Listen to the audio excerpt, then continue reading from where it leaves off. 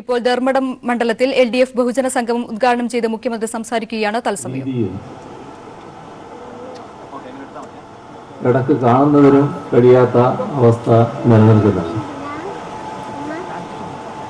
അപ്പം അതുകൊണ്ട് തന്നെ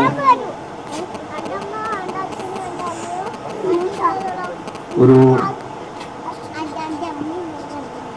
സ്വാഭാവികമായി ഉണ്ടാകേണ്ട പരസ്പര ബന്ധത്തിൽ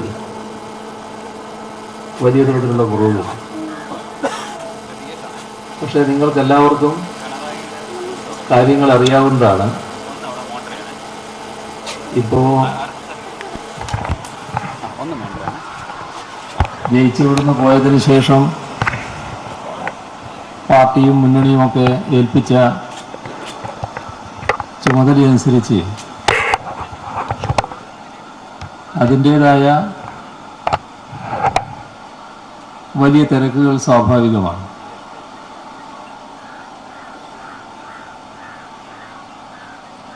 അതുകൊണ്ട്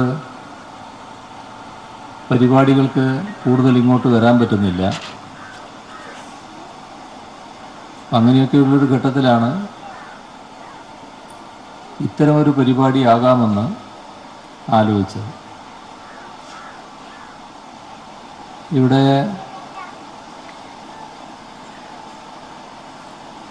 കൂടുതൽ കാര്യങ്ങൾ ഭരണരംഗവുമായി ബന്ധപ്പെട്ടതാണ് പറയാൻ ഞാൻ ഉദ്ദേശിക്കുന്നത്. മറ്റ് രാഷ്ട്രീയ കാര്യങ്ങളിലേക്കുള്ള ഒരു വിശദീകരണത്തിലേക്കല്ല ഈ ഘട്ടത്തിൽ ഞാൻ കടക്കുന്നത്. കാരണം നമ്മുടെ നാട് വലിയ തോതിലുള്ള വികസന സ്തംഭനം നേരിട്ട ഘട്ടത്തിലാണ് 2016 തെരഞ്ഞെടുപ്പ് നടന്നത്. ആ തെരഞ്ഞെടുപ്പിൽ കേരളമാകെ നാടിനെ കൂടുതൽ പുരോഗതിയിലേക്ക് നയിക്കാൻ ഇടതുപക്ഷ ജനാധിപത്യ മുന്നണിക്ക് മാത്രമേ സാധിക്കൂ എന്ന പൊതുവായ നിലപാടിലാണ് എത്തിയത്. ഈ നിലപാട് രാഷ്ട്രീയ ചേരിതിരിൻ്റെ ഭാഗമായി മാത്രം വന്നതല്ല. മനമെടുത്ത് നേരത്തെ UDFനെ അനുകൂലിച്ചിരുന്നവരടക്കം ഇവര് നാടിനൊന്നും ചെയ്യുന്നില്ല എന്ന ചിന്തയോടെ LDFനെ അനുകൂലിക്കുന്ന നിലയാണ് ഉണ്ടായത്. LDF തെരഞ്ഞെടുപ്പിൻ്റെ ഘട്ടത്തിൽ സംസ്ഥാനത്ത് ഒരു തെരഞ്ഞെടുപ്പ് പ്രകടന പത്രിക അവതരിപ്പിച്ചിരുന്നു. എന്താണ് ഗവൺമെൻറ് അധികാരത്തിലേറിയാൽ ചെയ്യാൻ ഉദ്ദേശിക്കുന്നത്? ഇതാണ് ആ പ്രകടന പത്രികയിൽ വിവരിച്ചത്. ഇതുമായി ബന്ധപ്പെട്ട് സാധാരണ ഇപ്പോൾ നമ്മളെക്കാളും വലിയ ഗവൺമെൻറ്റുകൾക്ക് നേതൃത്വം കൊടുക്കുന്നത്, വലുതെന്ന് വെച്ചാൽ കേന്ദ്ര ഗവൺമെൻറ്. ഇപ്പോൾ കേന്ദ്ര ഗവൺമെൻറ് അധികാരത്തിലെത്തുമ്പോൾ പുറപ്പെടുവിച്ച തെരഞ്ഞെടുപ്പ് പ്രകടന പത്രികയെ പറ്റി അത് നടക്കാതിരുന്നപ്പോൾ ചിലർ അവരോട് ചോദിച്ചു, അത് തെരഞ്ഞെടുപ്പ് ഘട്ടത്തിൽ പറഞ്ഞതല്ലേ, അത് നടപ്പാക്കാൻ പറഞ്ഞതല്ല എന്ന് അവരുടെ ചില നേതാക്കൾ പരസ്യമായി തന്നെ പറഞ്ഞു. പക്ഷെ LDFനെ കുറിച്ച് നിങ്ങൾക്കറിയാം, അങ്ങനെ നടപ്പാക്കാൻ അല്ലാത്തതല്ല പ്രകടന പത്രികയിലൂടെ ജനങ്ങളുടെ മുന്നിൽ വെക്കുന്നത്, നടപ്പാക്കാനുള്ളതാണ്. അതുകൊണ്ട് തന്നെ നമ്മുടെ രാജ്യത്തിൻ്റെ ചരിത്രത്തിൽ ആദ്യമായി തെരഞ്ഞെടുപ്പ് പ്രകടന പത്രികയുമായി ബന്ധപ്പെട്ട് എന്തൊക്കെ നടപ്പാക്കി, എത്രത്തോളം നടപ്പാക്കി, ഇങ്ങനെയൊരു പ്രോഗ്രസ് റിപ്പോർട്ട് നാടിൻ്റെ മുന്നിൽ അവതരിപ്പിച്ചു. അത് 1-ാം വർഷവും ചെയ്തു, 2-ാം വർഷവും ചെയ്തു. 3-ാം വർഷം വരുന്നേയുള്ളൂ. ആ 3-ാം വർഷത്തിൽ ആ സമയത്തിറക്കാൻ ചിലപ്പോൾ ചില പ്രയാസം ഉണ്ടാവും. നമുക്കുള്ള പ്രയാസമല്ല, സാങ്കേതികമായ പ്രയാസം ഉണ്ടാവും. കാരണം ഈ ലോക്സഭാ തെരഞ്ഞെടുപ്പിൻ്റെ ഒരു ഘട്ടമായി വരാനിടയുണ്ട്. അങ്ങനെയാണെങ്കിൽ കുറച്ച് ദിവസം കഴിഞ്ഞിട്ട് അത് ഇറക്കുന്ന നിലയുമുണ്ടാവും. ഏതായാലും 3-ാം വർഷവും ഈ പ്രോഗ്രസ് റിപ്പോർട്ട് ഇറക്കുന്ന നില തന്നെയാണ് ഉണ്ടാകുന്നത്. ഇത് LDF-ന് വോട്ട് ചെയ്തവർക്കുള്ള ഒരു രേഖ മാത്രമല്ല, നാടിൻ്റെ മുന്നിലുള്ള ഒരു രേഖയാണ്. എന്താണ് LDF ഗവൺമെൻറ് അധികാരത്തിലേറിയാൽ ചെയ്യുമെന്ന് പറഞ്ഞത്, അതിലെത്രത്തോളമാണ് ചെയ്തത്. ഇങ്ങനെ പരിശോധിച്ചാൽ നല്ല രീതിയിൽ വാഗ്ദത്തം നിറവേറ്റാൻ കഴിഞ്ഞു എന്ന് തന്നെയാണ് നമുക്ക് കാണാൻ പറ്റുക. അപ്പോൾ LDF-ന് വോട്ട് ചെയ്യാൻ വേണ്ടി നാട്ടുകാരോട് പറഞ്ഞ ഒരുപാട് ആളുകൾ ഈ കൂട്ടത്തിലുണ്ടാവും. അവർക്കാർക്കും നിരാശപ്പെടേണ്ടി വരുന്നില്ല. കൃത്യമായി ആ പറഞ്ഞ കാര്യങ്ങൾ ഓരോന്നോരോന്നായി നടപ്പാക്കുകയും. ഇപ്പോൾ പൊതുവിലെടുത്താൽ LDF ഗവൺമെൻറ് അധികാരത്തിൽ വരുമ്പോൾ ഇവിടെ ഒന്നും നടക്കില്ല എന്ന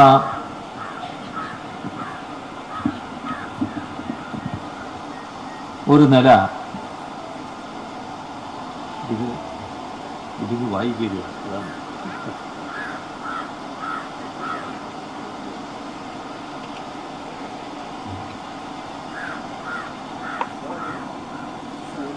ഇത് കുറച്ച് അങ്ങോട്ട് വെച്ചാൽ മതി, ഇങ്ങോട്ട് അത് കയറും.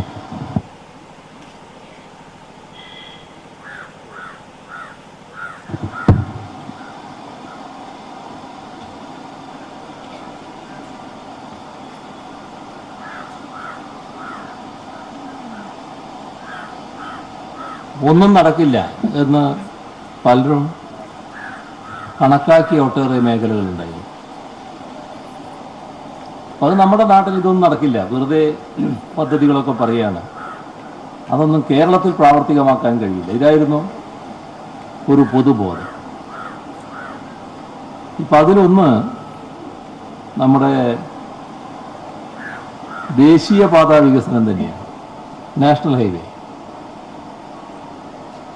ഇതിൽ കേരളത്തിലെ എല്ലാ രാഷ്ട്രീയ പാർട്ടികളും കൂടി ഒന്നിച്ച് തീരുമാനിച്ചതാണ് അവിടെ നമ്മുടെ സംസ്ഥാനത്ത് ദേശീയപാതാ വികസനം 45 മീറ്ററിൻ്റെ അടിസ്ഥാനത്തിൽ നടക്കണം എന്നുള്ളത്. പക്ഷേ UDF ഗവൺമെൻറ് അതുമായി ബന്ധപ്പെട്ട് ഒരു കാര്യവും ചെയ്യാൻ തയ്യാറായില്ല. LDF പ്രകടന പത്രികയിൽ തന്നെ പറഞ്ഞു ഇത് പൂർണ്ണമായി നടപ്പാക്കുമെന്ന്. അതിനുള്ള നടപടികളും ആരംഭിച്ചു. നടപടികൾ ആരംഭിച്ച് ഇപ്പോഴുള്ള ഒരു പ്രത്യേകത, നമുക്ക് പൂർണ്ണമായ തോതിൽ ദേശീയപാത വികസനം പൂർത്തിയാക്കാൻ കഴിയുമെന്നുള്ളത് തന്നെയാണ്. അതിലാദ്യഘട്ടം കാസർഗോഡ് മുതൽ തുടങ്ങുകയാണ്. കാസർഗോഡ് ചെങ്കള മുതൽ നീലേശ്വരം, ഇങ്ങനെ ഓരോ ഘട്ടമായിട്ടാണ് അതിൻ്റെ വികസന പദ്ധതികളുള്ളത്. ഇത് പൂർണ്ണമായി സ്ഥലമെല്ലാം എടുത്തു കഴിഞ്ഞു. ചില തർക്കങ്ങൾ കേന്ദ്ര തലത്തിലുണ്ടായതുകൊണ്ടാണ് താമസിച്ചത്. ഇപ്പോൾ ആ തർക്കവും തീർന്നു. നമ്മൾ കുറച്ച് സമയമേ ഉള്ളൂ എന്നുള്ളതുകൊണ്ട് അതിൻ്റെ എല്ലാ കഥകളിലേക്കും ഞാൻ പോകുന്നില്ല, അതുകൊണ്ടാണ് വേഗം മാറിപ്പോകുന്നത്. ഇപ്പോൾ ഏതായാലും ടെൻഡർ നടപടികളിലേക്ക് കടക്കാൻ പോവുക. അപ്പോൾ പെട്ടെന്ന് തന്നെ നമ്മുടെ സംസ്ഥാനത്തെ ആകെ ദേശീയപാത നേരത്തെ ഉദ്ദേശിച്ച രീതിയിൽ വികസിപ്പിക്കാൻ കഴിയും എന്ന നിലയാണ് ഉള്ളത്. ഇതിൽ നമ്മൾ കാണേണ്ടത് 85,500 കോടി രൂപ ചെലവാണ് ഈ ദേശീയപാത നിർമ്മിക്കുന്നത്. ഇപ്പോൾ നാഷണൽ ഹൈവേ ആണ് അത് ചെയ്യേണ്ടത്. ഏതായാലും നമ്മുടെ നാട്ടിൽ 85,500 കോടി രൂപ ചെലവിട്ടുകൊണ്ട് ഈ നാഷണൽ ഹൈവേ യാഥാർത്ഥ്യമാകാൻ പോകുന്നു. ഇവിടെ നടക്കുകയില്ല എന്ന് കരുതിയിരുന്നത് യാഥാർത്ഥ്യമാകാൻ പോകുന്നു എന്നുള്ളതാണ് വസ്തുത. ഇതൊരു ഭാഗം. LDF ഗവൺമെൻറ് ഇതുമായി ബന്ധപ്പെട്ട് തന്നെ നമ്മുടെ യാത്രാ സൗകര്യങ്ങൾ വർദ്ധിക്കുന്നതിൻ്റെ ഭാഗമായി വേറെ 2 പദ്ധതികൾക്ക് രൂപം കൊടുത്തു. അതിലൊന്ന് മലയോര ഹൈവേയാണ്. മലയോര ഹൈവേ 1267 കിലോമീറ്റർ വരും. മലയോരത്ത് കൂടി പോകുന്നതാണ്. അതോടൊപ്പം തന്നെ തീരദേശ ഹൈവേ അത് 657 കിലോമീറ്റർ ദൂരം വരും. ഇതിന് ഉള്ളൊരു പ്രത്യേകത, ഇതിന്റെ പൈസ മുഴുവൻ സംസ്ഥാന സർക്കാർ തന്നെയാണ് ചെലവാക്കുന്നത്. ഇതിന് വേണ്ടത് 10,000 കോടി രൂപയാണ്. ആ 10,000 കോടി രൂപയും സംസ്ഥാന സർക്കാർ കണ്ടെത്തിയിട്ടുണ്ട്. ആ 2 റോഡും പ്രാവർത്തികമാക്കാനുള്ള നടപടികളാണ് ഇപ്പോൾ നടന്നു വരുന്നത്. ഇതോടൊപ്പം ദീർഘകാലമായി കിടക്കുന്ന ഒന്നാണ് ദേശീയ ജലപാതയുമായി ബന്ധപ്പെട്ട കാര്യം. ചിലയിടത്തത് പ്രാവർത്തികമായിട്ടുണ്ട്, എന്നാൽ പല ഭാഗങ്ങളിലും പ്രാവർത്തികമായിട്ടില്ല. ഉദാഹരണത്തിന് തിരുവനന്തപുരമാണല്ലോ തലസ്ഥാനം. ആ തലസ്ഥാന നഗരിയിൽ പാർവതി പുത്തനാർ എന്ന് പറയുന്നൊരു വലിയ റോഡുണ്ട്, തോടുണ്ട്. ആ പാർവതി പുത്തനാര്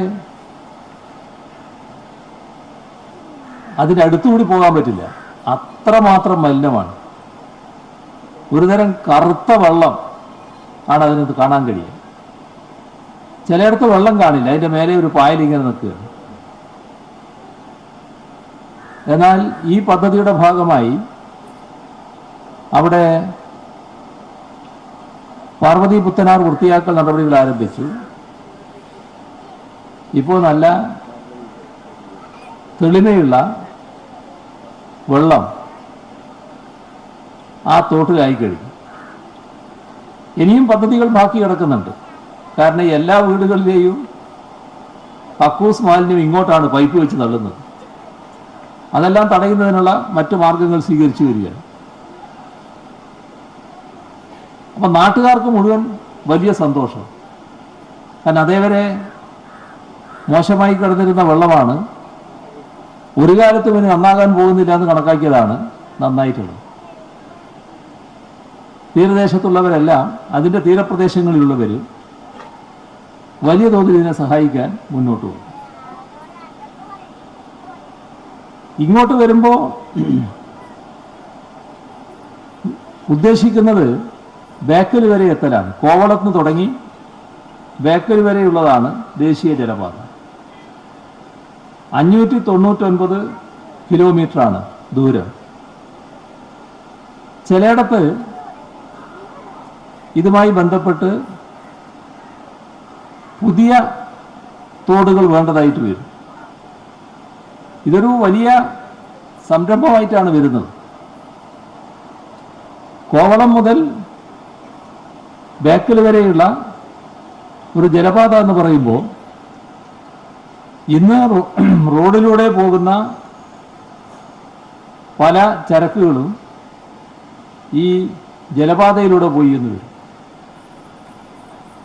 അപ്പോൾ ജലഗതാഗതം ശക്തിപ്പെടുത്താൻ കഴിയും.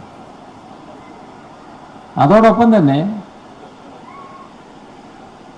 മറ്റൊരു സാധ്യത വരികയാണ്. ഇപ്പോൾ ലോകത്താകെയുള്ള ടൂറിസ്റ്റുകൾ നമ്മുടെ നാട്ടിലേക്ക് വരുന്നുണ്ട്. അവർക്ക് ഇത്തരമൊരു 600 കിലോമീറ്ററോളം, 599 കിലോമീറ്റർ ആണല്ലോ ഇത്, ഈ 599 കിലോമീറ്റർ നീളത്തിലൊരു ജലപാത, അതിലൂടെ ഒരു ബോട്ട് സഞ്ചാരം എന്നൊക്കെ പറഞ്ഞാൽ അത് വലിയ ഹരമുണ്ടാക്കുന്ന കാര്യമായിരിക്കും. ഇതിൻ്റെ കൂടെ വേറൊരു കാര്യം സർക്കാർ ഉദ്ദേശിക്കുകയാണ്. ഒരു 25 കിലോമീറ്റർ വിട്ട് ഓരോ ടൂറിസ്റ്റ് കേന്ദ്രം വികസിപ്പിക്കും. ഇപ്പോൾ ടൂറിസ്റ്റ് കേന്ദ്രം വികസിപ്പിച്ചാൽ നമ്മുടെ നാടിൻ്റെതായ വിഭവങ്ങൾ ഇവിടെ ഒരുക്കാൻ പറ്റും. പലതരത്തിലുള്ള കാര്യങ്ങൾ. ഇപ്പോൾ കണ്ണൂർ എടുത്താൽ തെയ്യം വളരെ പ്രധാനമാണ്. ഒരു ടൂറിസ്റ്റ് കേന്ദ്രത്തിൽ തെയ്യത്തിൻ്റെ പ്രദർശനമുണ്ട് വിചാരിക്കുക. അത് കാണാൻ അവർക്ക് താല്പര്യമായിരിക്കും. നമ്മുടെ നാടൻ വിഭവങ്ങളുണ്ട്. നാടൻ വിഭവങ്ങൾ അവിടെ ഉണ്ടാക്കി കൊടുക്കുന്ന നില വരുമ്പോൾ അതിനോട് താല്പര്യമായിരിക്കും. പിന്നെ നാടൻ കരകൗശല വസ്തുക്കളുണ്ട്, അതിനോട് താല്പര്യമായിരിക്കും. നമ്മുടെ കൈത്തറിയുണ്ട്, തുണി അവർ കണ്ടതേ ഉള്ളൂ. എങ്ങനെയാണ് തുണി നെയ്തുണ്ടാക്കുന്നതെന്ന് അവർ കണ്ടിട്ടില്ല. അതടക്കം ഉള്ള സൗകര്യങ്ങൾ വരുമ്പോൾ അത് കാണാൻ താല്പര്യമുണ്ടാകും. ഇങ്ങനെ ടൂറിസ്റ്റുകൾ വന്നു പോകുക എന്നുള്ളത് മാത്രമല്ല, നമ്മുടെ നാടിനും നാട്ടുകാർക്കും കൂടി ഗുണപ്രദമായ രീതിയിലുള്ള ഒന്നായി ഈ ടൂറിസ്റ്റ് കേന്ദ്രം മാറുന്ന നിലയാണ് വരുന്നത്. ഇതോടൊപ്പം കാണേണ്ട ഒരു വസ്തുതയാണ്, നമ്മുടെ കേരളം പ്രകൃതി സൗന്ദര്യം ആസ്വദിക്കാൻ വലിയ തോതിൽ ആളുകൾ വരികയാണല്ലോ. ഇന്നത്തെ കാലത്ത് സൈക്കിൾ യാത്ര അവർക്ക് നല്ല താല്പര്യമുള്ളൊരു കാര്യമാണ്. ഇപ്പൊ നമ്മൾ തീരദേശത്ത് ഈ തീരദേശ ഹൈവേയുമായി ബന്ധപ്പെട്ടുകൂടി ഒരു ചെറിയ സ്ഥലം അതിനുവേണ്ടി മാർക്ക് ചെയ്ത് കൊടുക്കും. അതിലൂടെ സൈക്കിളിൽ പോകാൻ കഴിയും. സൈക്കിളിലൊക്കെ ആര് പോകുന്നത് നമ്മൾ ചിന്തിക്കും. നമ്മളെ പോലെയല്ല, ടൂറിസ്റ്റുകൾ അതിൽ വലിയ തൽപരരാണ്. അവര് ധാരാളം പേർ സഞ്ചരിച്ചു എന്ന് വരും. അത് ദീർഘമായി സഞ്ചരിക്കാനുള്ള അവസരമാണ് ഉണ്ടാക്കാൻ പോകുന്നത്. ഇതോടൊപ്പം നമ്മുടെ ട്രെയിൻ യാത്രക്ക് വന്നു ചേരുന്നത് വലിയ വിഷമമാണ്. നമ്മൾ വലിയ പ്രയാസത്തിലാണ്. കാരണം നമ്മൾ കുറേ വർഷം മുൻപ് ഇപ്പോൾ കണ്ണൂരിൽ നിന്ന് തിരുവനന്തപുരത്തേക്ക് പോകുന്നു. ഏകദേശം അതേ സമയം തന്നെയാണ് ഇപ്പോഴും എടുക്കുന്നത്. ചിലപ്പോൾ വല്ല പണിയൊക്കെ വന്നാൽ അതിനേക്കാളും കൂടുതൽ സമയം എടുക്കും. ഇതിനെന്താണ് പരിഹാരം? നേരത്തെ ഒരു ആലോചന നടന്നിരുന്നത് ഒരു ഹൈസ്പീഡ് റെയിൽ കോറിഡോർ ഉണ്ടാക്കുക, അതിവേഗ പാത. അപ്പൊ അതിന് പുതിയ സ്ഥലം എടുക്കണം, പുതുതായിട്ട് റെയിൽപാത വരണം. ഇതൊക്കെ ഒരുപാട് പ്രശ്നങ്ങൾ സ്വാഭാവികമായും ഉണ്ടാക്കും. കേരളത്തിൻ്റെ ജനസാന്ദ്രത ഒട്ടേറെ പ്രശ്നങ്ങൾ സ്വാഭാവികമായി ഉണ്ടാക്കും. അപ്പം അതുകൊണ്ട് ആലോചിച്ചത്, ഇന്ന് മംഗലാപുരത്ത് നിന്ന് തിരുവനന്തപുരത്തേക്ക് റെയിൽ ലൈനുണ്ട്. ഈ റെയിൽ ലൈനിന് സമാന്തരമായി 2 പാത നമ്മൾ പുതുതായി ഉണ്ടാക്കുന്നു. കാസർഗോഡ് മുതൽ തിരുവനന്തപുരം വരെ. നമുക്ക് കാസർഗോഡ് തിരുവനന്തപുരം 1 മണിക്കൂർ, 1.5 മണിക്കൂർ, 2 മണിക്കൂറോടൊക്കെ യാത്ര ചെയ്യുന്നത്തക്ക രീതിയിലുള്ള സാങ്കേതിക വിദ്യ ഇപ്പം വന്നിട്ടുണ്ട്. അത്ര സ്പീഡ് വേണ്ട. നമ്മൾ കാണുന്നൊരു 4-5 മണിക്കൂർ. ആ സമയം കൊണ്ട് ഓടിയെത്താവുന്ന തീവണ്ടികൾ ഉണ്ടാവുക. ഇതിന് ഇപ്പൊ നമ്മൾ കേരള റെയിൽ ഡെവലപ്മെന്റ് കോർപ്പറേഷൻ എന്നൊരു കോർപ്പറേഷൻ രൂപീകരിച്ചിട്ടുണ്ട്. റെയിൽവേയുമായി ചർച്ച നടത്തി. റെയിൽവേ അതിൽ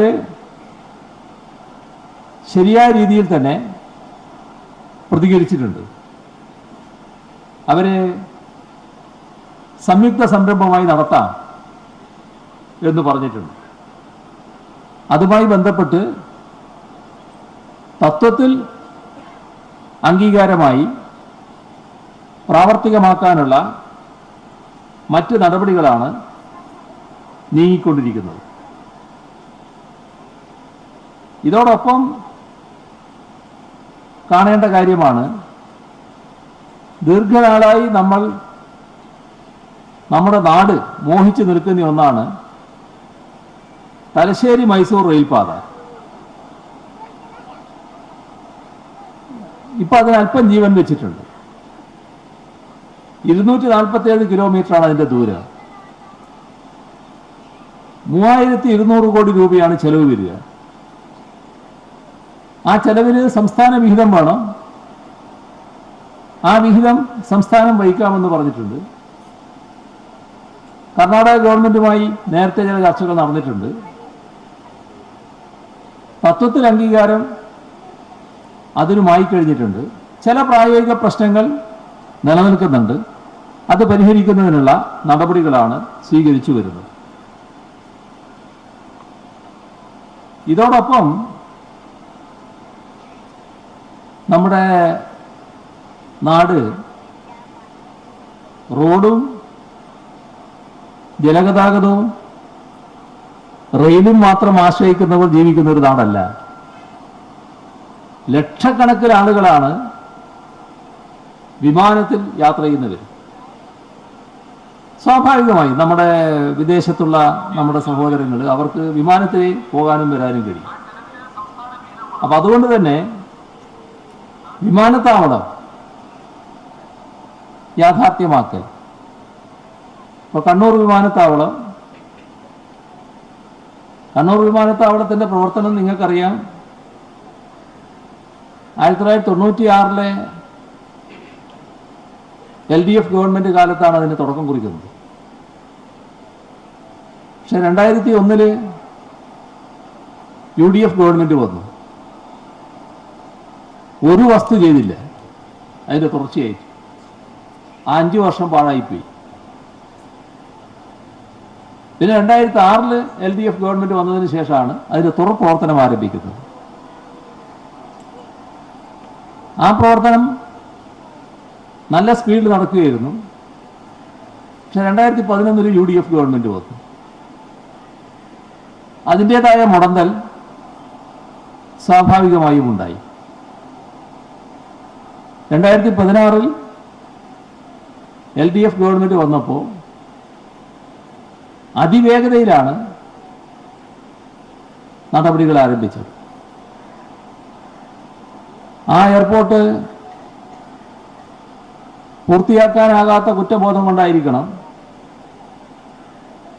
2016 തെരഞ്ഞെടുപ്പ് വരുന്നതിൻ്റെ തൊട്ട് മുൻപ് അതിൻ്റെ ഉദ്ഘാടനം UDF ഗവൺമെന്റ് നിർവഹിക്കുന്ന നിലയുണ്ടായി. അങ്ങേയറ്റം പരിഹാസ്യമായൊരു കാര്യമായിരുന്നു. ഏതായാലും നമുക്കിപ്പോൾ അത് യാഥാർത്ഥ്യമാക്കാൻ കഴിഞ്ഞു. ഇന്നലെ അതുമായി ബന്ധപ്പെട്ട് സിവിൽ വ്യോമയാന വകുപ്പ് സെക്രട്ടറി അടക്കം പങ്കെടുത്തുകൊണ്ടൊരു യോഗം ഉണ്ടായിരുന്നു. അപ്പോൾ അവരെല്ലാവരും പറഞ്ഞത്, ഇതുപോലെ എയർപോർട്ട് 1 മാസത്തിനുള്ളിൽ ഇത്രത്തോളം വിമാനങ്ങൾ വരികയും പോവുകയും ചെയ്യുക എന്നത് ആദ്യമാണെന്നാണ്.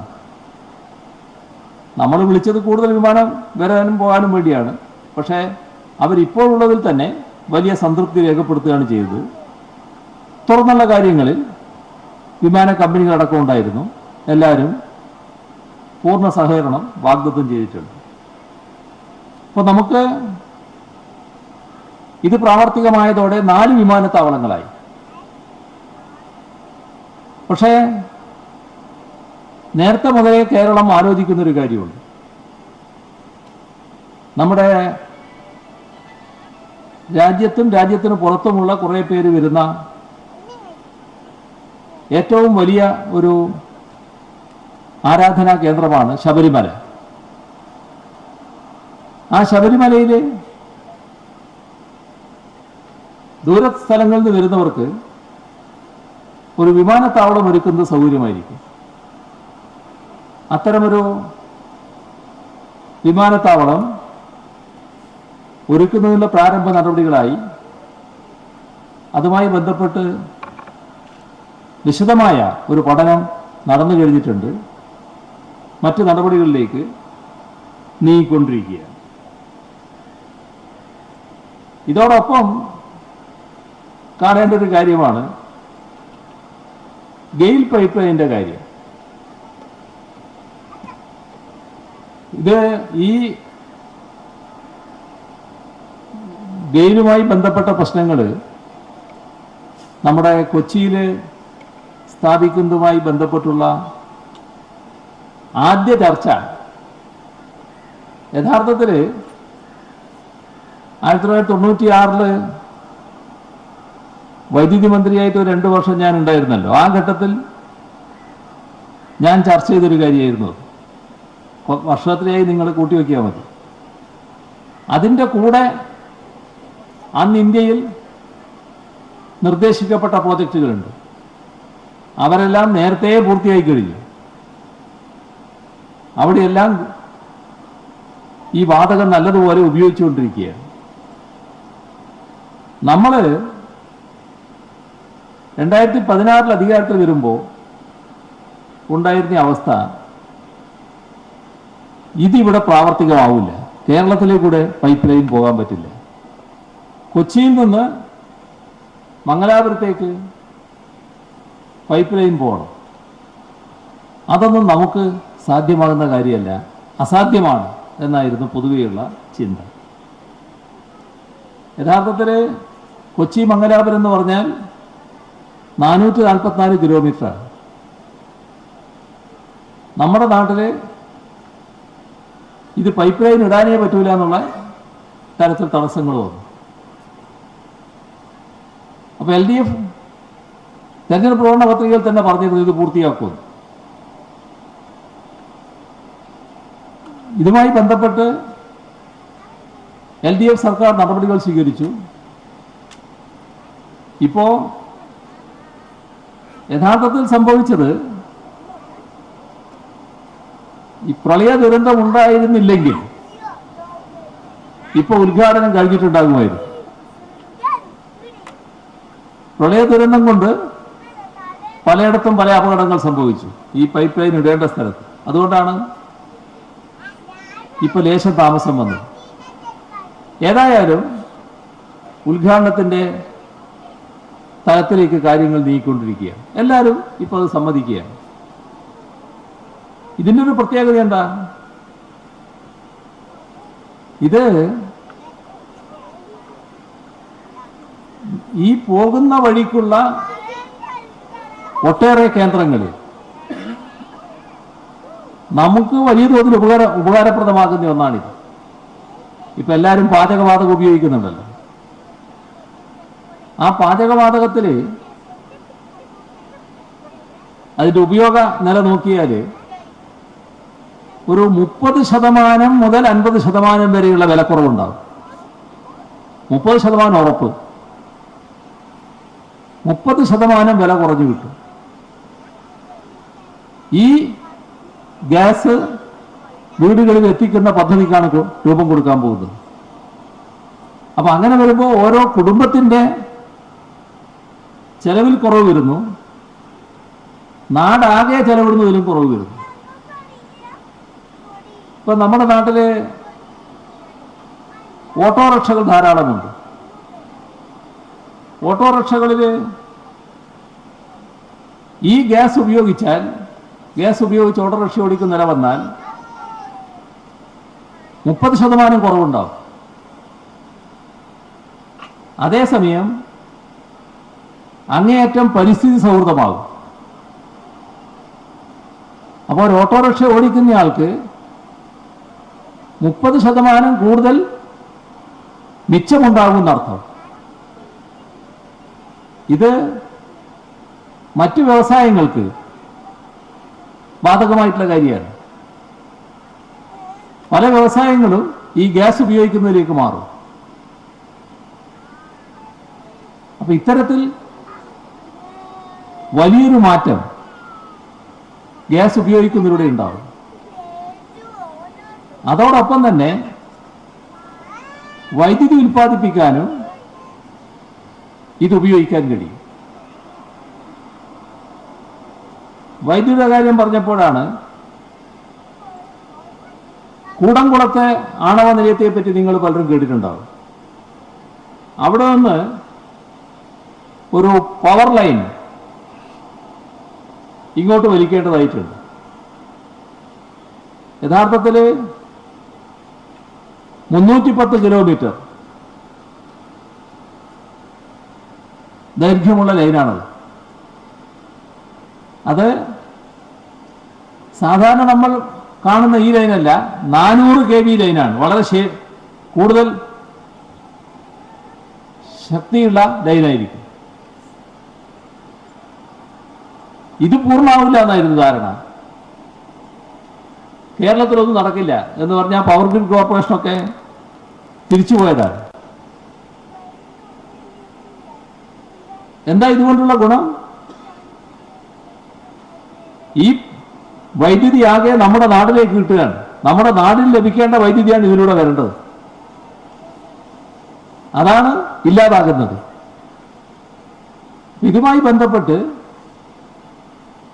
LDF സർക്കാർ അധികാരത്തിൽ വന്നപ്പോൾ LDF നേരത്തെ പ്രഖ്യാപിച്ചത് നടപ്പാക്കാനുള്ള നടപടികളെടുത്തു. ചിലയിടത്ത് ചില റബ്ബർ മരങ്ങളൊക്കെ മുറിച്ച് മാറ്റേണ്ട പ്രശ്നമുണ്ട്. അതാണ് എതിർപ്പ് വലിയ തോതിൽ വന്നത്, കോട്ടയം ആ ഭാഗത്തു കൂടി പോകുമ്പോൾ. പക്ഷെ എതിർത്തത് കൊണ്ട് സർക്കാരിന് വഴങ്ങാൻ പറ്റൂ? ഇത് നടപ്പാവേണ്ടതല്ലേ?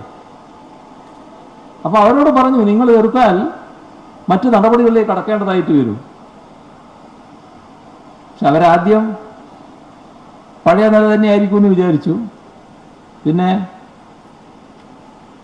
എതിർപ്പ് വന്നു, നടപടി അതിൻ്റെ പിറകെ വന്നു. പിന്നെ അതിൽ നിന്ന് ഒഴിവാകാനുള്ള ശ്രമമായി. ഏതായാലും ഇപ്പോഴത്തെ സ്ഥിതി 447 ടവറാണ് പൂർത്തിയാകേണ്ടത്. അതിൽ 428 എണ്ണം പൂർത്തിയായി കഴിഞ്ഞു. അപ്പൊ അതും അതിവേഗതയിൽ പൂർത്തിയാകാനാണ് പോകുന്നത്. ഇത് നമ്മുടെ നാട്ടിൽ നടക്കില്ല എന്ന് കരുതിയ ഒട്ടേറെ കാര്യങ്ങൾ ഏത് തരത്തിലാണ് പ്രാവർത്തികമായത് എന്നതിൻ്റെ ഒരു കാര്യമാണ് ഞാൻ പറഞ്ഞത്. ഇതൊരു ഭാഗം മാത്രമാണ്. നമ്മുടെ നാടിൻ്റെ വികസനത്തെക്കുറിച്ച് LDF പറഞ്ഞിരുന്നത് ഏതെങ്കിലും ഒരു മേഖലയുടെ വികസനമല്ല, സാർവത്രികമായ വികസനമാണ് നമ്മൾ പറഞ്ഞത്. സാമൂഹ്യ നീതിയിൽ അധിഷ്ഠിതമായ സാർവത്രികവും സമഗ്രവുമായ വികസനമാണ്. അതായത് എല്ലാ തലങ്ങളും വികസിക്കുക എന്നുള്ളതാണ്. ഇന്ന് ഒരു പത്രത്തിൽ ഒരു പ്രധാന വിദഗ്ധൻ, അദ്ദേഹം വിദഗ്ധൻ തന്നെയാണ്, സംശയമൊന്നുമില്ല, അദ്ദേഹത്തിൻ്റെ അഭിപ്രായം വന്നിട്ടുണ്ട്. ഈ സർക്കാരിന് ഇത് സംബന്ധിച്ച് വ്യക്തമായ കാഴ്ചപ്പാടില്ല. എങ്ങനെയാണ് സർക്കാർ കേരളത്തെ വികസിപ്പിക്കേണ്ടത് എന്നത്. എന്നിട്ട് അദ്ദേഹം ചില കാര്യങ്ങൾ പറഞ്ഞിട്ടുണ്ട്, ഇന്നതൊക്കെ ചെയ്യണമെന്ന്. ഞാനതെടുത്ത് വായിച്ചു നോക്കിയപ്പോൾ എല്ലാ കാര്യങ്ങളും സർക്കാർ ചെയ്തുകൊണ്ടിരിക്കുന്ന കാര്യമാണ്, ഒന്നുപോലും സർക്കാർ ചെയ്യാത്ത കാര്യമില്ല. എന്തുകൊണ്ടോ അദ്ദേഹം അത് മനസ്സിലാക്കാത്തത് കൊണ്ട് അങ്ങനെ ഒരു പ്രതികരണം വന്നു എന്ന് മാത്രമേ കരുതേണ്ടതായിട്ടുള്ളൂ എന്നാണ് തോന്നുന്നത്. ഇപ്പൊ നമ്മുടെ ശുചിത്വം സാധാരണഗതിയിൽ വികസനവുമായി ബന്ധപ്പെട്ട് ശുചിത്വത്തിന് എന്താ പ്രശ്നം എന്ന് ചിലർ ചിന്തിച്ചേക്കാം. പക്ഷെ ഏറ്റവും വലിയ പ്രശ്നമാണത്. കാരണം നമ്മുടെ നാട് നല്ല രീതിയിൽ വികാസം പ്രാപിച്ചൊരു നാടാണ്. അവിടെ മാലിന്യം നിറഞ്ഞു കിടക്കാൻ പാടില്ല.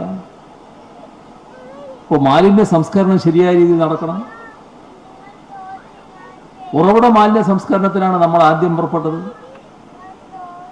ഇപ്പോൾ 2 ലക്ഷം വീടുകളിൽ ഉറവിട മാലിന്യ സംസ്കരണത്തിന്റെ ഭാഗമായുള്ള കാര്യങ്ങൾ നടന്നു കഴിഞ്ഞിട്ടുണ്ട്.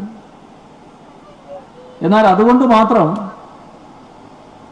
നമുക്ക് പ്രശ്നങ്ങൾ മുഴുവൻ പരിഹരിക്കാനാവില്ല. ചിലയിടത്ത്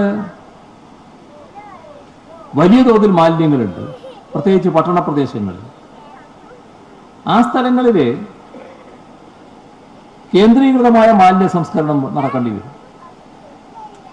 അപ്പോൾ കേന്ദ്രീകൃത മാലിന്യ സംസ്കരണത്തിലുള്ള നടപടികൾ അത്തരത്തിലുള്ള മുനിസിപ്പാലിറ്റികൾ, കോർപ്പറേഷനുകൾ, പ്രധാന കേന്ദ്രങ്ങൾ എല്ലാം അടിസ്ഥാനമാക്കി കൊണ്ടുവരാനുള്ള നടപടികളാണ് സർക്കാർ സ്വീകരിക്കുന്നത്. അപ്പൊ ഇത് ഹരിത കേരള മിഷന്റെ ഭാഗമായി നമ്മൾ നേരത്തെ നടപ്പാക്കിയ കാര്യമാണ്. നല്ല രീതിയിൽ അത് മുന്നോട്ട് പോയിക്കൊണ്ടിരിക്കുകയാണ്. ഇതുപോലെ തന്നെ നമ്മുടെ കാർഷിക രംഗം മെച്ചപ്പെടാതെ നമുക്ക് കേരളത്തിന്റെ വികസനം പൂർണ്ണതയിൽ എത്തിക്കാനാവില്ല. കാർഷിക രംഗം മെച്ചപ്പെടുക എന്ന് പറയുമ്പോൾ ഇപ്പോ അരിയാണല്ലോ നമ്മുടെ പ്രധാന ഭക്ഷണം. നമുക്ക് പൂർണ്ണമായി നമുക്ക് ആവശ്യമായ മുഴുവൻ അരിയും ഇവിടെ ഉൽപ്പാദിപ്പിക്കുക എന്നത് കുറച്ച് പ്രയാസമുള്ള കാര്യമാണ്. അത് വെച്ച്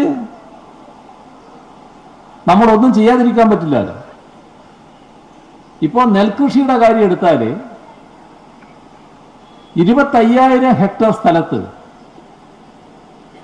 അധിക നെൽകൃഷി LDF ഗവൺമെന്റ് അധികാരത്തിൽ വന്നതിന് ശേഷം നടന്നിട്ടുണ്ട്. അപ്പോൾ കൃഷി അഭിവൃദ്ധിപ്പെടുത്തുക എന്ന കാഴ്ചപ്പാടിന്റെ ഭാഗമായി നടന്ന കാര്യമാണ്. ഇതോടൊപ്പം തരിശ് ചെയ്ത പ്രദേശങ്ങൾ, അതൊരു സോഷ്യലിസ്റ്റ് മത്സരം തന്നെ വന്നിട്ടുണ്ട്. ഓരോ തദ്ദേശ ഭരണ സ്ഥാപനവും അതിനുതകുന്ന നടപടികളാണ് എടുത്തു വരുന്നത്. അതിന്റെ ഭാഗമായി പല തരിശു നിലങ്ങളും കൃഷി ചെയ്യുന്ന അവസ്ഥയുണ്ട്. ഇതോടൊപ്പം തന്നെ പച്ചക്കറി നമുക്ക് നല്ല രീതിയിൽ അഭിവൃദ്ധിപ്പെടുത്താൻ കഴിഞ്ഞിട്ടുണ്ട്. ഇപ്പോൾ വീടുകളിൽ ജൈവ പച്ചക്കറി കൃഷി ആരംഭിച്ചത്. എന്താ അതിൻ്റെ പ്രത്യേകത? നമ്മൾ കരുതിയിരുന്നത് നമുക്ക് മറ്റ് നാട്ടുകാർ ഉൽപ്പാദിപ്പിച്ച് പച്ചക്കറി തരണം എന്നായിരുന്നു. ആ രീതിക്ക് മാറ്റം വന്നു. നമുക്ക് തന്നെ നമുക്ക് ആവശ്യമായ പച്ചക്കറി ഉൽപ്പാദിപ്പിക്കാൻ കഴിയും. അപ്പോൾ പച്ചക്കറി ഉൽപ്പാദനത്തിന്റെ കാര്യത്തിൽ സ്വയം പര്യാപ്തതയിലേക്ക് നമ്മൾ എത്തുന്ന നില വന്നു. അത് വളരെ പ്രധാനപ്പെട്ടൊരു കാര്യമാണല്ലോ. ഈ പ്രളയക്കെടുതി ഉണ്ടായിരുന്നില്ലെങ്കിൽ നമ്മൾ പച്ചക്കറി സ്വയം പര്യാപ്തത നേടിക്കഴിഞ്ഞിട്ടുണ്ടാവുമായിരുന്നു. പ്രളയത്തിൽ പലതും നശിച്ചുപോയി. ഇപ്പൊ നമ്മൾ വീണ്ടും ആ ശ്രമം ആരംഭിച്ചിരിക്കുകയാണ്. ഇപ്പൊ നമ്മുടെ കേരളമാകെ ഹരിതാഭമാക്കുക. അതിൻ്റെ ഭാഗമായി വൃക്ഷത്തൈകൾ കേരളത്തിലാകെ വിതരണം ചെയ്യുന്നൊരു നില നാം സ്വീകരിച്ചു. 3 കോടി വൃക്ഷത്തൈകൾ വിതരണം ചെയ്യാനായിരുന്നു പരിപാടിയിട്ടത്. ഇതോടൊപ്പം നമ്മുടെ സംസ്ഥാനത്ത് ഭവൻ രഹിതരുടെ കാര്യം 5 ലക്ഷം ഭവൻ രഹിതരാണ് നമ്മുടെ സംസ്ഥാനത്തുള്ളത്, വീടില്ലാത്തവർ.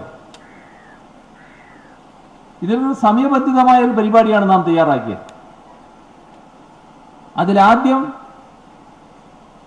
നേരത്തെ പണി ആരംഭിച്ചു, അടക്കി വെച്ച് നിന്നുപോയി, അങ്ങനെ മുടങ്ങിക്കിടക്കുന്ന നിർമ്മാണ പ്രവർത്തനമുണ്ട്. അത് പൂർത്തിയാക്കലായിരുന്നു. ഇപ്പോൾ പൂർത്തിയായി കഴിഞ്ഞു. 50,000 വീടുകൾ അങ്ങനെ പൂർത്തിയായി കഴിഞ്ഞിട്ടുണ്ട്. ഈ വർഷം ലൈഫിന്റെ ഭാഗമായി നമ്മൾ പൂർത്തിയാക്കാൻ ഉദ്ദേശിക്കുന്നത് സ്ഥലമുണ്ട്, വീടില്ല, ആ കാറ്റഗറിയിൽപ്പെട്ടവരുടെ വീട് നിർമ്മാണമാണ്. അത് ഈ വർഷം 50,000 വീടുകൾ അങ്ങനെ പൂർത്തിയാക്കാൻ കഴിയും എന്ന് തന്നെയാണ് പ്രതീക്ഷിക്കുന്നത്. അതിന്റെ പരിപാടി അങ്ങനെയാണ്. 50,000 വീട് ഇത്തവണ പൂർത്തിയാക്കലാണ്. എന്നാൽ അതോടൊപ്പം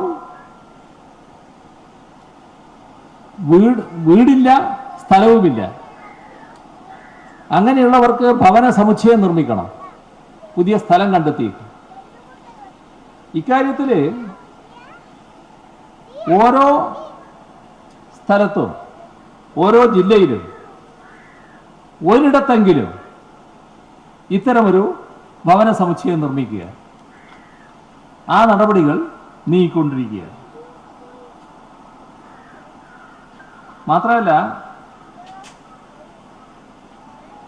80,000 പേർക്ക് അവരെ സ്വന്തമായി വീട് നിർമ്മിക്കാൻ ശേഷിയുള്ളവരാണ്.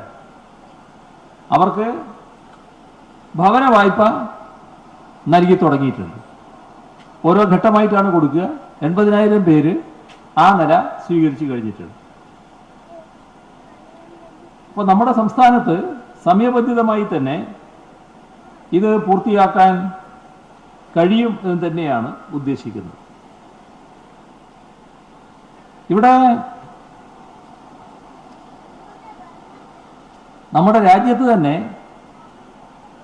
സമ്പൂർണ്ണ വൈദ്യുവൽക്കരണം നടത്തിയ നാടാണ് നമ്മുടെ നാട്. ഈ സമ്പൂർണ്ണ വൈദ്യുവൽക്കരണം മറ്റ് ചില സംസ്ഥാനങ്ങൾ നടത്തുന്ന പോലെയല്ല. ഒരു ഗ്രാമത്തിലൊരു ലൈനെത്തി ഏതെങ്കിലും ഒരിടത്ത് ഒരു ബൾബ് കത്തിയാൽ അത് സമ്പൂർണ്ണമായി എന്നാണ് അവർ കണക്കാക്കുന്നത്. നമ്മൾ അങ്ങനെയല്ല. എല്ലാ വീട്ടിലും എല്ലാ പ്രദേശങ്ങളിലും വ്യാപകമായി വൈദ്യുതി എത്തിയാണ് സമ്പൂർണ്ണ വൈദ്യുതീകരണം പ്രാവർത്തികമാക്കുന്നത്. ഇതിനു പുറമെ 1000 മെഗാവാട്ട് സൗരോർജ പദ്ധതി നമ്മൾ ആരംഭിക്കുകയാണ്. അതിനൊരു പദ്ധതി തന്നെ തയ്യാറാക്കിയിട്ടുണ്ട്. സൗരോർജം ഉപയോഗിച്ച് വൈദ്യുതി ഉൽപ്പാദനം. ഇതിൻ്റെ കൂടെ കാണേണ്ട ഒരു കാര്യമാണ് തുറമുഖങ്ങൾ. പഴീക്കൽ തുറമുഖം നല്ല രീതിയിൽ വികസിപ്പിക്കാനുള്ള പദ്ധതിയാണ് നാം തയ്യാറാക്കിയിട്ടുള്ളത്. 500 കോടി രൂപയാണ് അതിന് ചെലവിടുക. ഇവിടെ എയർപോർട്ട് വരിക, അഴീക്കൽ തുറമുഖം സജ്ജമാവുക. അങ്ങനെ വരുമ്പോൾ ഈ ജില്ലയുടെ മുഖച്ഛായ തന്നെ മാറും. വലിയ തോതിലുള്ള വികസന സാധ്യതയാണ് വന്നു ചേരുക. പിന്നെ അതിൻ്റെ കൂടെ വിഴിഞ്ഞം പോലുള്ള വലിയ തുറമുഖങ്ങളുണ്ട്. ബേപ്പൂര്, പൊന്നാനി അങ്ങനെയൊക്കെയുള്ള മറ്റു ചില തുറമുഖങ്ങളുണ്ട്. ഇവിടെ നേരത്തെ പറഞ്ഞ കൂട്ടത്തിൽ വിട്ടുപോയൊരു കാര്യമാണ് നദികളുടെ പുനർജീവനം. ഇപ്പൊ നിങ്ങൾ പലരും ശ്രദ്ധിച്ചിട്ടുണ്ടാവും, വരട്ടാർ നദി അടക്കം 10 നദികളാണ് നമ്മുടെ സംസ്ഥാനത്ത് പുനർജീവിപ്പിക്കാൻ കഴിഞ്ഞത്. നാട്ടുകാർ തന്നെ മുൻകൈ എടുത്ത് നടത്തുകയായിരുന്നത്. പിന്നെ അതോടൊപ്പം കനാലുകളിലെ മാലിന്യങ്ങളെല്ലാം മാറ്റാൻ കഴിഞ്ഞിട്ടുണ്ട്. 6000-ഓളം കുളങ്ങളാണ് നമ്മുടെ സംസ്ഥാനത്ത് നിർമ്മിച്ചത്. തോടുകൾ, പഴയ തോടുകൾ നവീകരിക്കുന്ന പ്രവൃത്തി, പുതിയ തോട് വെട്ടൽ, ഇതെല്ലാം ഇതിന്റെ കൂടെ നടന്നിട്ടുണ്ട്. നമ്മുടെ നാട്ടിലെ 4500 കിണറുകൾ നവീകരിച്ച് നല്ല വെള്ളം കിട്ടുന്ന അവസ്ഥയുണ്ടാക്കിയിട്ടുണ്ട്. ഇത്തരത്തിൽ നല്ല മാറ്റം ഈ വെള്ളത്തിന്റെ കാര്യത്തിൽ ഉണ്ടാക്കാൻ നമുക്ക് കഴിഞ്ഞിട്ടുണ്ട്. ഇനിയുമുണ്ട് പ്രശ്നം. ആ പ്രശ്നം പരിഹരിക്കാനുള്ള നടപടികളാണ് നാം സ്വീകരിച്ചു കൊണ്ടിരിക്കുന്നത്. നദികൾ പൂർണ്ണമായി ശുദ്ധീകരിക്കേണ്ടതുണ്ട്. അതിനുള്ള നടപടികളും സ്വീകരിച്ചു വരികയാണ്. സ്പോർട്സ് രംഗത്ത് 800 കോടി രൂപ ചെലവിട്ടുകൊണ്ട് അടിസ്ഥാന സൗകര്യ വികസനമാണ് ഉദ്ദേശിക്കുന്നത്. 169 കായിക താരങ്ങൾക്ക് സർക്കാർ ജോലി നൽകാനായിട്ടുണ്ട്. നമ്മുടെ സംസ്ഥാനത്തിന്റെ ഏറ്റവും വലിയ പ്രത്യേകത ഇതൊരു ശക്തമായ മതനിരപേക്ഷ സമൂഹമാണ് എന്നുള്ളതാണ്. അതിന് ഉതകുന്ന നടപടികളാണ് നാം സ്വീകരിച്ചിട്ടുള്ളത്. ഇപ്പൊ ദളിതരടക്കം 140 അബ്രാഹ്മണ ശാന്തിമാരെ നിയമിക്കാൻ കഴിഞ്ഞു. ബ്രാഹ്മണരെ ശാന്തിമാരാകാൻ പാടുള്ളൂ എന്നായിരുന്നു ആദ്യത്തെ കണക്ക്. അത് മാറി 140 പേരെ ബ്രാഹ്മണരല്ലാത്തവരെ നിയമിച്ചു. ഇപ്പൊ ശബരിമല തീർത്ഥാടനം കഴിഞ്ഞു. തീർത്ഥാടകർക്കൊരു പരാതിയുമില്ല. വേറെ ചില പരാതികൾ വേറെയുണ്ട്, അതിലേക്ക് ഞാനിപ്പോൾ പോകുന്നില്ല. തീർത്ഥാടകർക്ക് ഒരു പരാതിയുമില്ല. ശബരിമലയുടെ വികസനം വലിയ തോതിൽ ഉറപ്പുവരുത്താനുള്ള നടപടികളിലേക്കാണ് സർക്കാർ കടക്കാൻ പോകുന്നത്. ഇപ്പോൾ തിരുപ്പതി മാതൃകയിൽ വലിയ തോതിലുള്ള വികസനം ശബരിമലയിൽ ഉറപ്പുവരുത്തും. ഇതോടൊപ്പം തന്നെ ശബരിമല തീർത്ഥാടകർക്കുള്ള ഇടത്താവള പദ്ധതി അത് ആരംഭിച്ചിട്ടുണ്ട്. ഉടനെ തന്നെ പ്രവർത്തനം ആരംഭിക്കാൻ പോവുകയാണ്. ഇക്കൂട്ടത്തിൽ കാണേണ്ട ഒരു കാര്യമാണ്, ദേവസ്വം ബോർഡിൽ നിയമനത്തിൽ മുന്നോക്ക വിഭാഗത്തിലെ പരമദരിദ്രരായവർക്ക് സംവരണം ഏർപ്പെടുത്തിയ നടപടി. അതും നമ്മുടെ സംസ്ഥാനത്ത് ആണ് ആദ്യമായിട്ട് അത്തരമൊരു നടപടി സ്വീകരിച്ചത്. ടൂറിസം രംഗത്ത് വലിയ പുരോഗതിയാണ് ഉണ്ടായിക്കൊണ്ടിരിക്കുന്നത്. അതിലൊന്നാണ് 300 കോടി രൂപ ചെലവിട്ടുകൊണ്ട് നമ്മുടെ നദികളെല്ലാം ബന്ധിപ്പിച്ചുകൊണ്ട്, ഈ കണ്ണൂർ നദികളെല്ലാം ബന്ധിപ്പിച്ചുകൊണ്ടുള്ള മലബാർ ക്രൂയിസ് പദ്ധതി. മുളപ്പിലങ്ങാട് ബീച്ചുമായി ബന്ധപ്പെട്ട കാര്യങ്ങളിലേക്ക് വലിയ തോതിൽ നീങ്ങിക്കൊണ്ടിരിക്കുന്നുണ്ട്. സംസ്ഥാനത്തിന്റെ മറ്റൊരു പ്രത്യേകത, നമ്മുടെ സംസ്ഥാനത്ത് ബജറ്റ് പാസാക്കി പദ്ധതികൾ ഓരോന്നും തീരുമാനിച്ചു. ഇത് പലതും നടപ്പാകുമായിരുന്നില്ല. നടപ്പാക്കൽ ചെറിയ തോതിലേ ഉണ്ടാവും. എന്നാൽ കേരളത്തില് സർവകാല റിക്കാർഡ് എന്ന തരത്തിലാണ് പദ്ധതി നിർവഹണം വന്നിട്ടുള്ളത്. അതിനിടയാക്കിയത്, സാധാരണ പദ്ധതികൾ ബജറ്റ് പാസാക്കി മാർച്ച് മുതലാണല്ലോ, മാർച്ച് വരെയാണല്ലോ വർഷം, സാമ്പത്തിക വർഷം. പിന്നെ ഏപ്രിൽ 1 മുതലാണല്ലോ തുടങ്ങുക. പിന്നീട് 5-6 മാസം അവിടെ കിടക്കും. ഈ ശീലത്തിന് മാറ്റം വന്നു. അതിന്റെ ഭാഗമായി ഏപ്രിൽ മുതൽ പദ്ധതി നടത്തിപ്പ് ആരംഭിക്കാൻ കഴിഞ്ഞു. വലിയ മാറ്റം പദ്ധതി നടത്തിപ്പിൽ കേരളത്തിൽ ഉണ്ടായി എന്നതാണ് അനുഭവം. ആരോഗ്യരംഗത്ത് ആർദ്രം മിഷൻ നടപ്പാക്കിയത് നിങ്ങൾക്കറിയാം. പ്രൈമറി ഹെൽത്ത് സെന്റർ മുതൽ മെഡിക്കൽ കോളേജ് വരെ രോഗീ സൗഹൃദമായ ആശുപത്രികളാക്കുക. കുടുംബാരോഗ്യ കേന്ദ്രം, കുടുംബ ഡോക്ടർ എന്ന ആശയത്തിലേക്കാണ് നമ്മൾ നീങ്ങിക്കൊണ്ടിരിക്കുന്നത്. പല ഘട്ടത്തിൽ പറഞ്ഞതായതുകൊണ്ട് അതിൻ്റെ കൂടുതൽ വിശദാംശങ്ങളിലേക്ക് ഞാൻ പോകുന്നില്ല.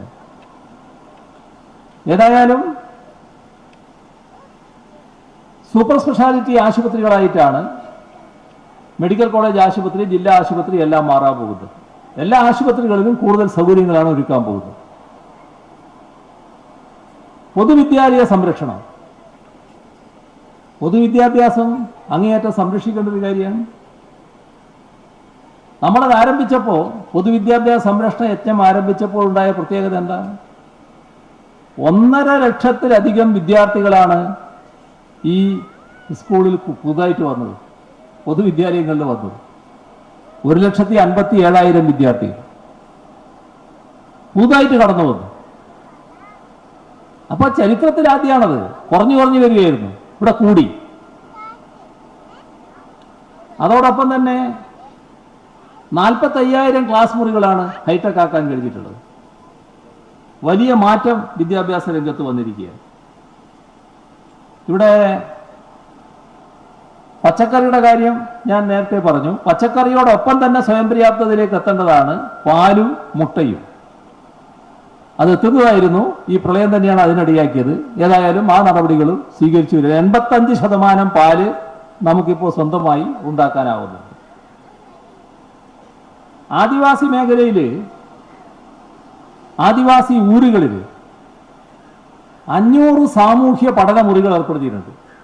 കുട്ടികൾക്ക് പഠിച്ചു വളരാനുള്ള സൗകര്യങ്ങൾ ഒരുക്കലാണ്. അതോടൊപ്പം തന്നെ ആദിവാസികളുടെ പ്രത്യേക ഭാഷയാണ്, ഗോത്ര ഭാഷയാണ്. നമ്മുടെ സ്കൂളിൽ പോകുന്ന കുട്ടികൾക്ക് തന്നെ ശരിക്കും കാര്യങ്ങൾ ഗ്രഹിക്കാൻ പറ്റില്ല. അപ്പം അതുകൊണ്ട് ഗോത്രഭാഷ അറിയാവുന്ന അധ്യാപകരെ ഈ കുട്ടികളെ സഹായിക്കുന്നതിനായി ഓരോ വിദ്യാലയത്തിലും ഈ ആദിവാസി മേഖലയിൽ നിയമിച്ചിട്ടുണ്ട്. ആദിവാസികളുടെ വീടുകൾ സമ്പൂർണ്ണമായി വൈദ്യീകരിച്ചിരിക്കുകയാണ്. അവർക്ക് ജോലി കൊടുക്കുന്നതിൻ്റെ ഭാഗമായി പോലീസിലും എക്സൈസിലും പ്രത്യേക നിയമനം ആദിവാസികൾക്ക് നൽകിയിട്ടുണ്ട്. അവർക്ക് ഭൂമി നൽകേണ്ട കാര്യത്തിൽ സമയബന്ധിതമായി നൽകാനുള്ള നടപടികൾ സ്വീകരിച്ചു വരികയാണ്. നമ്മുടെ നാടിൻ്റെ വലിയ കരുത്ത് യുവാക്കളാണ്. ആ യുവ ശാക്തീകരണത്തിനായി 1000 യുവ ക്ലബ്ബുകൾ ആരംഭിക്കാനുള്ള നടപടികൾ സ്വീകരിച്ചിട്ടുണ്ട്. ഇപ്പോൾ മത്സ്യത്തൊഴിലാളി മേഖല, മത്സ്യത്തൊഴിലാളികളെ നമ്മുടെ നാടിൻ്റെ സൈന്യം എന്നാണ് നാം വിശേഷിപ്പിച്ചത്. ആ മത്സ്യത്തൊഴിലാളി മേഖലയിൽ വേലിയേറ്റ മേഖലയിൽ താമസിക്കുന്ന കുടുംബങ്ങളുണ്ട്. അവരെ അവിടുന്ന് മാറ്റി സുരക്ഷിതമായി പാർപ്പിക്കാൻ 150 കോടി രൂപയുടെ ഒരു പദ്ധതി തയ്യാറാക്കിയിട്ടുണ്ട്. തീരദേശ മേഖലയുടെ സംരക്ഷണത്തിനായി 2000 കോടി രൂപയുടെ പദ്ധതിയാണ് കഴിഞ്ഞ ബജറ്റിൽ പ്രഖ്യാപിച്ചത്. അവരുടെ വീടിന് പ്രത്യേകം പദ്ധതിയുണ്ട്. മറൈൻ ആംബുലൻസ് പദ്ധതിയുണ്ട്. 3 മറൈൻ ആംബുലൻസാണ് ഉണ്ടാക്കുന്നത്. മത്സ്യത്തൊഴിലാളികളെ കുടുംബങ്ങളിലെ പെൺകുട്ടികൾക്ക് 2000 സൈക്കിൾ വിതരണം ചെയ്തിട്ടുണ്ട്. നമ്മുടെ നാടിൻ്റെ പ്രധാനപ്പെട്ട ഒരു വ്യവസായ രംഗമാണ് തോട്ടണ്ടി, കശുവണ്ടി മേഖല. തോട്ടണ്ടിയാണ് അവർക്ക് ലഭിക്കാത്ത ഒരു പ്രശ്നം. ഇപ്പോൾ തോട്ടണ്ടി ഇറക്കുമതിക്കായി കേരള കാഷ്യൂ ബോർഡ് രൂപീകരിച്ചിട്ടുണ്ട്. നല്ല രീതിയിൽ അത് ഇറക്കുമതി ആരംഭിച്ചിരിക്കുകയാണ്. കുടുംബശ്രീ സ്ത്രീ ശാക്തീകരണത്തിൻ്റെ ഏറ്റവും വലിയൊരു മുഖമാണ്. ആ കുടുംബശ്രീയെ ശക്തിപ്പെടുത്തുന്നതിൻ്റെ ഭാഗമായി 9000 നാട്ടുചന്തകൾ ആരംഭിക്കാനുള്ള നടപടിയുണ്ട്. സ്ത്രീ ശാക്തീകരണത്തിൻ്റെ വകുപ്പ് തന്നെയാണ് സ്ത്രീകളുടെയും കുട്ടികളുടെയും പ്രത്യേക പ്രശ്നങ്ങൾ കൈകാര്യം ചെയ്യുന്നതിനുള്ള പ്രത്യേക വകുപ്പ്, വനിതാ വകുപ്പ് രൂപീകരിച്ചത്. ഫയർഫോഴ്സിൽ പോലീസിൽ നേരത്തെ നിയമിച്ചു. ഫയർഫോഴ്സിൽ സ്ത്രീകൾക്ക് നിയമനം 100 തസ്തികകൾ സൃഷ്ടിച്ചിട്ടുണ്ട്. സ്ത്രീ സുരക്ഷയുടെ ഭാഗമായി പിങ്ക് പെട്രോൾ 8 നഗരങ്ങളിൽ നടപ്പാക്കിയിട്ടുണ്ട്. പൊതുവിതരണം വലിയ തോതിലാണ് നാം ശക്തിപ്പെടുത്തുന്നത്. 13 ഇനം സാധനങ്ങൾക്ക് നാം അധികാരത്തിലേറിയതിന് ശേഷം വർധനവുണ്ടായിട്ടില്ല, വില വർധനവുണ്ടായിട്ടില്ല. നല്ല രീതിയിലുള്ള ഇടപെടലാണ് പൊതുരംഗത്ത് നടത്തുന്നത്. KSRTC വലിയ പ്രശ്നങ്ങളുള്ളൊരു മേഖലയാണ്, എങ്കിലും മെച്ചപ്പെടുത്താനുള്ള നല്ല ഇടപെടലാണ് നടന്നുകൊണ്ടിരിക്കുന്നത്. നമ്മുടെ ബസ്സുകൾ, ഇലക്ട്രിക് ബസ്സുകൾ, അതേപോലെ ഇലക്ട്രിക് ഓട്ടോകൾ, ഇതൊക്കെ നമ്മുടെ സംസ്ഥാനത്ത് ഇറക്കുന്നതിനുള്ള നടപടികൾ ഫലപ്രദമായി സ്വീകരിക്കുകയാണ്. പെട്ടെന്ന് തന്നെ ചെയ്യണം എന്നാണ് കാണുന്നത്. നമ്മുടെ നാടിനെ സംഭവിക്കുന്ന ഒരു പ്രശ്നം വലിയ തോതിലുള്ള ലഹരിക്ക് പലരും അടിമപ്പെടുന്നു എന്നുള്ളതാണ്. അപ്പോൾ ആ ലഹരിയിൽ നിന്ന് മോചനത്തിന് വേണ്ടിയാണ് വിമുക്തി എന്ന പ്രസ്ഥാനം ആരംഭിച്ചത്. നല്ല തരത്തിലുള്ള ക്യാമ്പയിൻ അതിൻ്റെ ഭാഗമായി നടക്കുന്നുണ്ട്. നമ്മുടെ സംസ്ഥാനത്തിൻ്റെ പ്രശ്നങ്ങൾ ആലോചിക്കുമ്പോൾ നമ്മുടെ സംസ്ഥാനത്തുള്ളവരുടെ പ്രശ്നം മാത്രം ആലോചിച്ചാൽ പോരാ. ഇപ്പോൾ കാരണം ഈ സംസ്ഥാനത്തിൻ്റെ ഭാഗമായി ഇതര സംസ്ഥാന തൊഴിലാളികൾ വന്നിരിക്കുകയാണ്. അപ്പോൾ അവർക്ക് സമഗ്രമായ ഇൻഷുറൻസ് പദ്ധതി ഒരുക്കിയിട്ടുണ്ട്. 10,000 രൂപ വരെ സൗജന്യ ചികിത്സ, കഞ്ചിക്കോട് ഹോസ്റ്റൽ അപ്നാഗർ എന്ന് പറഞ്ഞുകൊണ്ട് ഇവരെ താമസിപ്പിക്കാൻ, ഇത്തരത്തിലുള്ള നടപടികൾ ആ രംഗത്ത് സ്വീകരിക്കുന്നുണ്ട്. നമ്മുടെ സംസ്ഥാനം പൊതുവെ ഭിന്നശേഷിക്കാരെ പരിഗണിക്കുന്ന ഒരു സംസ്ഥാനമായി മാറുകയാണ്. അതിൻ്റെ ഭാഗമായി വിവിധ തരത്തിലുള്ള പദ്ധതികൾ ഭിന്നശേഷിക്കാർക്ക് വേണ്ടി തയ്യാറാക്കിയിട്ടുണ്ട്. പട്ടയവുമായി ബന്ധപ്പെട്ട് ഒട്ടേറെ പരാതികൾ നിലനിൽക്കുന്നുണ്ടായിരുന്നു. ഇപ്പൊ നമ്മൾ 80,000 വിതരണം ചെയ്ത് കഴിഞ്ഞു. എന്നോട് അടുത്ത ദിവസം റവന്യൂ മന്ത്രി പറഞ്ഞത് 1,05,000 പട്ടയം ഈ അടുത്ത ദിവസം കൊണ്ട് പൂർത്തിയാവുന്നതാണ്. ആ തരത്തിലേക്ക് നാം തയ്യാറായി കഴിഞ്ഞിട്ടുണ്ട്. സഹകരണ മേഖലയിൽ കേരള ബാങ്ക് നമ്മുടെ സംസ്ഥാനത്തെ ഏറ്റവും പ്രധാനപ്പെട്ട ഇടപെടലായിരിക്കും. അത് സഹകരണ മേഖലയുടെ കുതിപ്പിന് ഇടയാക്കുന്ന ഒന്നായിരിക്കും. അത് കിഫ്ബി 50,000 കോടി രൂപ വികസന രംഗത്ത് ചെലവിടുമെന്ന് നേരത്തെ പറഞ്ഞിരുന്നു. ഇപ്പോൾ 20,000 കോടിയുടെ പ്രവൃത്തികൾക്ക് അനുമതിയായി കഴിഞ്ഞിട്ടുണ്ട്. ഓഖി ദുരന്തം നമുക്ക് ഏറ്റുവാങ്ങേണ്ടി വന്നു. ആ ദുരന്തം വന്നപ്പോൾ നമ്മൾ നിസ്സഹായരായി ഇരിക്കുകയല്ല ചെയ്തത്. ദുരന്തത്തിനിരയായവരെ നല്ല രീതിയിൽ സഹായിക്കാൻ ഒരിടത്തും ഇല്ലാത്ത രീതിയിലുള്ള സഹായം നമ്മൾ നൽകാൻ തയ്യാറായി. 20 ലക്ഷമാണ് ഒരു മരണം നടന്ന വീട്ടിൽ സഹായിക്കാൻ തയ്യാറായത്.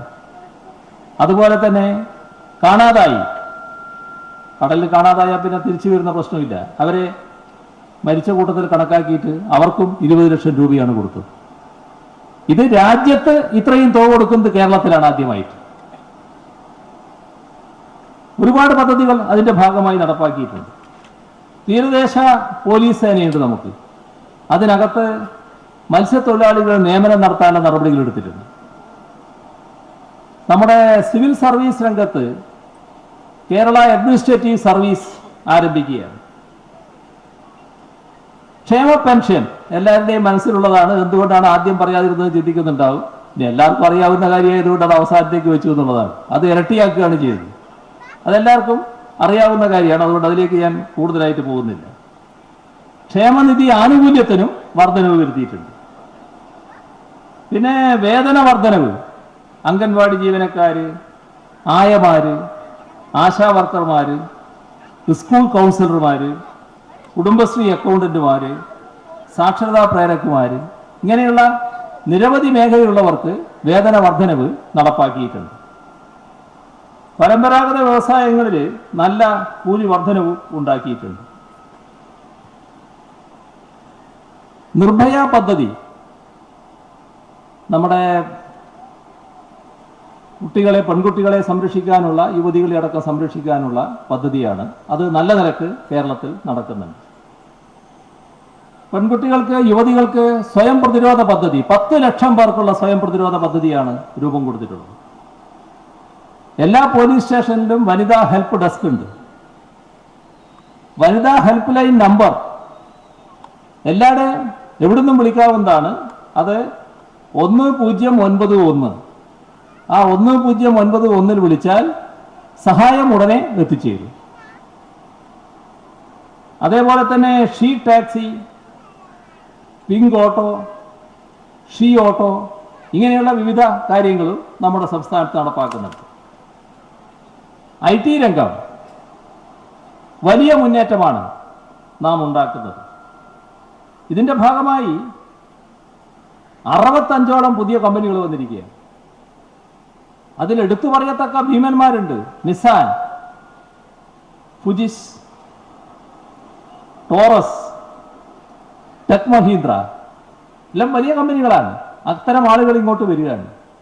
നേരത്തെ ഇങ്ങോട്ട് വരാത്തവരാണ് അവരൊക്കെ. അവരെല്ലാം വരവ് തുടങ്ങിക്കഴിഞ്ഞു. ഇനിയും കൂടുതൽ കമ്പനികൾ വരും. ടെക്നോസിറ്റി 400 ഏക്കറിലാണ് നമ്മളിപ്പോൾ പ്രവർത്തനം ആരംഭിച്ചിട്ടുള്ളത്. നമ്മുടെ കെ ഫോൺ പദ്ധതി 1000 കോടി രൂപയുടേതാണത് നടപ്പാക്കുന്നത്. മുഖ്യമന്ത്രിയുടെ ദുരിതാശ്വാസ നിധിയിൽ നിന്ന് സഹായം കൊടുക്കൽ 500 കോടി രൂപ വിതരണം ചെയ്ത് കഴിഞ്ഞിട്ടുണ്ട്. കുറ്റമറ്റ രീതിയിൽ ഓൺലൈൻ സംവിധാനം അതിൽ ഏർപ്പെടുത്തുകയാണ്. നമ്മുടെ സംസ്ഥാനം അഴിമതി വിമുക്ത സംസ്ഥാനം എന്ന രീതിയിൽ പ്രശസ്തി നേടിയിട്ടുണ്ട്. പക്ഷേ നിങ്ങളെ അനുഭവത്തിൽ അഴിമതി ചിലയിടത്തുണ്ട്, അത് ഇല്ലാന്നല്ല ഞാൻ പറയുന്നത്. എന്നാൽ ഉന്നതങ്ങളിൽ അഴിമതി പൂർണ്ണമായി അവസാനിച്ചു. ബാക്കിയും നമുക്ക് വേഗം അവസാനിപ്പിക്കാൻ കഴിയും എന്നത് തന്നെയാണ് ആ രംഗത്ത് നടപടികൾ സ്വീകരിച്ചു വരികയാണ്.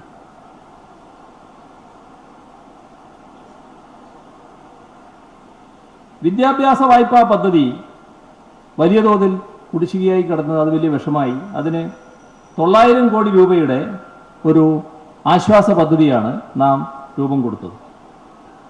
മത്സ്യത്തൊഴിലാളിയുടെ കടാശ്വാസത്തിന് വേണ്ടി 6,20,00,000 രൂപ മാറ്റിവെച്ചിട്ടുണ്ട്. കർഷകർക്കും കടാശ്വാസ പദ്ധതിയുണ്ട്. ക്ഷീര കർഷകർക്ക് 5 കോടിയുടെ കടാശ്വാസ പദ്ധതിയുണ്ട്. വിള ഇൻഷുറൻസ് നഷ്ടപരിഹാരം അത് നേരത്തെ നാമമാത്രമായിരുന്നു. അതിപ്പോൾ ഇരട്ടി മുതൽ 10 ഇരട്ടി വരെ ആക്കിയിട്ടുണ്ട്. പ്രവാസി പെൻഷൻ 500 രൂപയായിരുന്നു, അത് 2000 രൂപയാക്കി. ലോക കേരള സഭ പ്രവാസികളെ കൂടി പങ്കാളിത്തം ഉറപ്പുവരുന്നതാണ്. സമയമില്ലാത്തതുകൊണ്ട് ഞാൻ അത് വിശദീകരിക്കുന്നില്ല. വലിയ ഒരു പദ്ധതിയായിട്ടാണ് ലോകത്താകെയുള്ള പ്രവാസികൾക്ക് നമ്മുടെ കേരളത്തിന്റെ വികസനത്തിൽ പങ്കുവഹിക്കാൻ കഴിയുന്ന ഒന്നാണ്. സ്റ്റാർട്ടപ്പുകൾ ഇപ്പൊ നല്ല നിലയിൽ വളർന്നു വരികയാണ്. അപ്പോൾ ആ സ്റ്റാർട്ടപ്പുകൾ പ്രോത്സാഹിപ്പിക്കാൻ സ്റ്റാർട്ടപ്പ് മിഷന് രൂപം കൊടുത്തിട്ടുണ്ട്.